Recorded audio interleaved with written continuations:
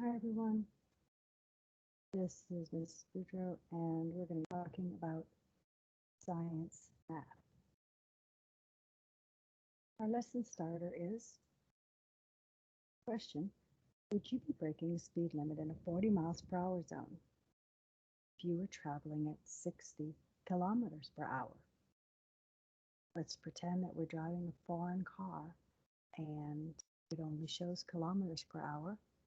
The road signs are telling us the speed limit is 40 miles per hour. How would we know if we were speeding? We'd need to know an equality that 1 kilometer is equal to 0.62 miles. Did the calculation, 60 kilometers per hour, 0.62 miles in each kilometer, we'd find out, nope, we weren't speeding, we were only driving 37.2 miles per hour. Kilometers per hour and miles per hour measure the same quantity using different units. What are the objectives here? Well, we're going to distinguish between quantity, unit, and measuring standards. We're going to learn about SI units, learn to name and use them, specifically length, mass, time, volume, and density. We're going to distinguish between mass and weight, perform density calculations, and learn how an equality can be transformed into a conversion factor. So what are units of measurements? Units of measurements represent quantities. Quantity is something that has a magnitude, size, or an amount. Measurements and quantities are not the same. If I were baking and I needed to measure salt or baking soda, I might use a teaspoon. That is a unit of measurement. If I used a tablespoon for the same recipe, it would be inaccurate. It would be a different unit of measurement. But both of those are measuring the quantity that we call volume. So our choice of unit depends upon the things that are being measured. We use this type of units called SI units. It's a French term that means the system of international units, and they're unified. Le Système International des Unités. SI, it has 7 base units, and then there are some units that are derived, meaning they're combined using those 7 base units. This is a little bit difficult to see, but you'll find it in your book. Here are the 7 base units. For example, length, if we're measuring distance, we're going to measure it in meters. If we're measuring mass, we're going to measure in kilograms. Time is going to be seconds, etc. You'll be able to look at this in detail in your book because we'll need to know not the definitions of the units, but all of the symbols and quantities and abbreviations we'll need to know because we'll use those. So for example, mass, it measures the quantity of matter, how many particles there are. The unit for mass is kilogram, whereas there's something called weight, and that is how gravity is pulling on the particular amount of matter. Mass doesn't depend on gravity. Weight depends on gravity. So then there's a unit for length. Length is distance. Maybe it's just the length of a pencil, or it might be the distance from here to Baton Rouge. The SI standard for length is the meter, and a meter is just a little bit longer than 3 feet, a little bit longer than a yard. But sometimes we can't measure in meters. If we were measuring from here to Baton Rouge, we'd want to use a larger unit called kilometers or kilometers. Kilo meaning 1,000 times as big. If we're measuring something really tiny, we might want to use something that's even smaller than the inch, and it's called a centimeter. Centimeters are 100 times smaller than a meter. Then there are these units that are called derived units. They are made up of combining the base units. Those are called area, volume, density, molar mass, molar volume, and energy. Let's look at area, for example. If we wanted to buy a new carpet for our living room, we would need to know the length and the width of the room, because we'd need to know how many square meters of carpet to purchase. If length is in meters and width is in meters and they're multiplied together, you get meters squared. Similarly, volume is going to be length, width, and height. So then its units become meters cubed or cubic meters. And we'll talk about these other ones as we get to those in our chapters. Volume, like I said, is the amount of space something uses. There are several units that are common in the SI for using to measure volume. Meters cubed, or cubic meters, is the larger one. That's about 1 cubic meter, is about the size of a box that a washer or dryer might arrive in. Big, that's a cubic meter. But we don't often measure things that large in chemistry. We're often measuring tiny little amounts of liquids and solids. So we use cubic centimeters. 1 cubic centimeter is approximately the size of the smallest Lego block with one knob on the top, the smallest little block. Another unit that's used a lot in the metric system, that's not really an SI unit, but it's so common we have to mention it, is the liter. And a liter, if you look at your water bottle, if you have one that has a label on it, it might be 1/2 liter or 0.5 liters. It might also be written as 500 milliliters.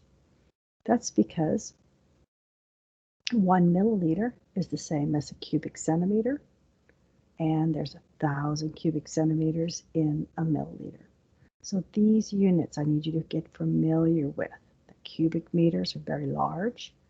Cubic centimeters, about the size of a Lego block, and that these are equivalent. 1 liter is 1,000 centimeters cubed. 1 milliliter is the same as 1 centimeter cubed. All right, so density is one of our derived units. It is mass over volume. The formula is D equals M over V. And when the video is over, remind me and I'll teach you a couple of ways you can remember this formula. Some of you may know them already. So the derived unit for density is going to be the mass in kilograms per the volume in cubic meters. But often, again, in the laboratory, we use much smaller quantities, so we speak about grams per centimeters cubed or grams per milliliter. And density is a characteristic property that's called a physical property of a substance. There's a great experiment here. I'm going to let you watch that at home, and it would be really fun if some of you tried this at home to see if you can get a glass of liquid to striate in different levels depending on the density. So let's do a density overview. If any of you have been fishing, you may have seen a type of fishing line that has a cork float at the top and a lead sinker pulling the line and the hook down into the water. So let's see why that cork floats on water and why the lead goes down beneath the surface of the water. Let's find water on this list, and you'll see that the density of water, the grams in a milliliter, is approximately 1. It's 0.998. So water is the basis of everything. The densities are always compared to water. If it's higher than water's density of 1, it's going to sink. If a substance is lower, has a lower density than water's value of 1, it's going to float.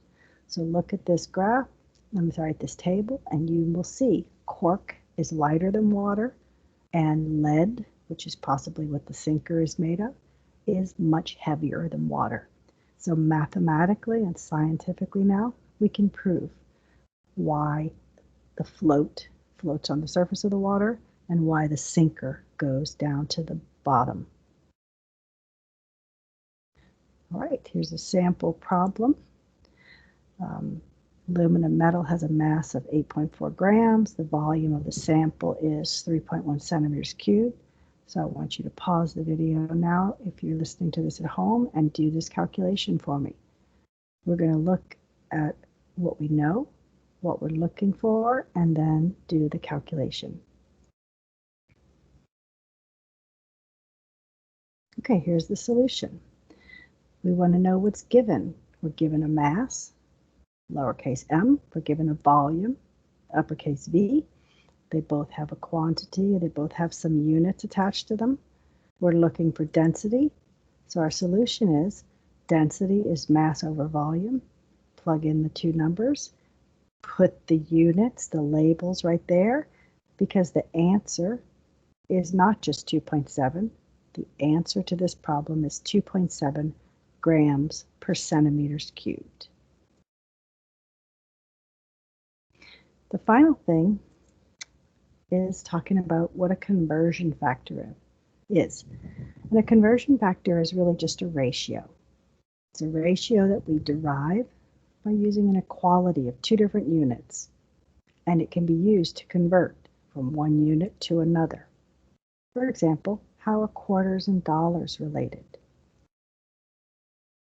There's several different ways, and I'm going to leave this portion of the calculation for you to look at when you rewatch this video at home, and I'm going to have you write that down in your class book so that I know that you've watched the video to the end.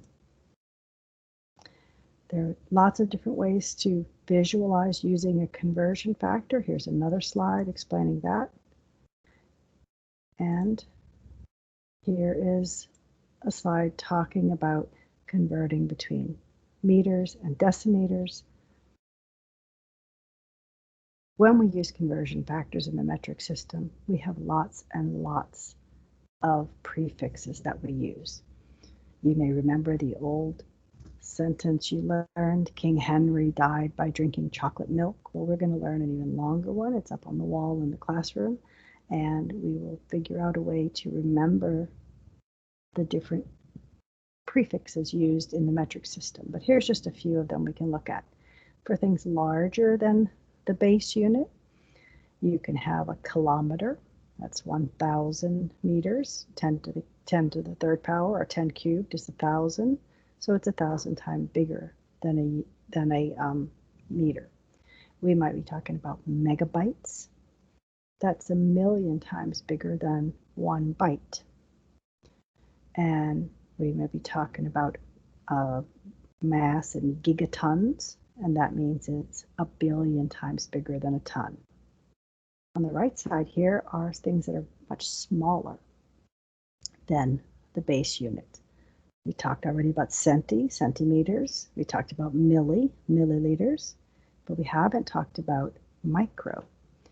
There are some medicines in the world today that are so potent that we only give them in doses of 1/1,000,000th of a gram, micrograms. When we talk about the coronavirus, the tiny virus particles, some of them are 1/1000,000th of a meter. They're called nanoparticles. So these prefixes we will review and learn at a later date, but I just wanted to introduce those now.